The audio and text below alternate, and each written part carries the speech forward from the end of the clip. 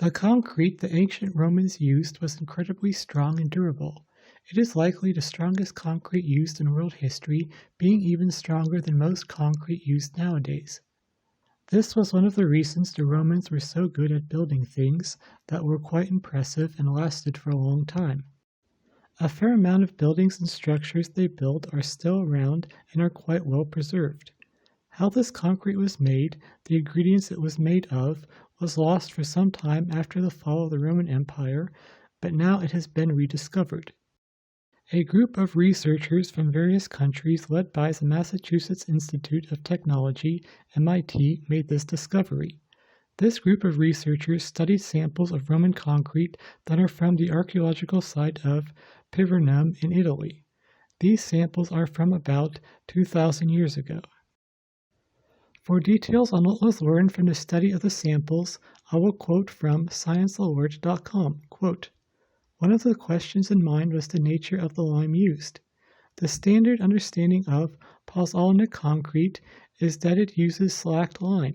First, limestone is heated at high temperatures to produce a highly reactive caustic powder called quicklime or calcium oxide. Mixing quicklime with water produces slacked lime or calcium hydroxide, a slightly less reactive, less caustic paste. According to the theory, it was this slacked lime that the ancient Romans mixed with pozzolana." End of quote. The researchers found that this theory was not quite accurate when they studied the lime clasts in the samples. They found from this not only that the theory was wrong, but also they rediscovered the long-lost knowledge of how the concrete was really made. For details on that, I will quote from the article again, quote, "Roman concrete was probably made by mixing the quicklime directly with the pozzolana and water at extremely high temperatures. By itself, or in addition to slacked lime, a process the team calls, quote-unquote, hot mixing, that results in the lime clasts." End of quote. Admir Masick, who is from MIT, said that there are two big benefits of quote-unquote hot mixing. The first was that the heat created compounds that could not have been created from normal temperature. The second is that the heat also reduces curing and setting times because all the reactions are sped up, which allows the construction to be done at a faster pace. There is also another benefit, which is that the lime clasts give the concrete the capability of self-healing itself. There are some good examples of the self-healing capability of the Roman concrete. One is the tomb of Caecilia Metella, which is also about 2,000 years old.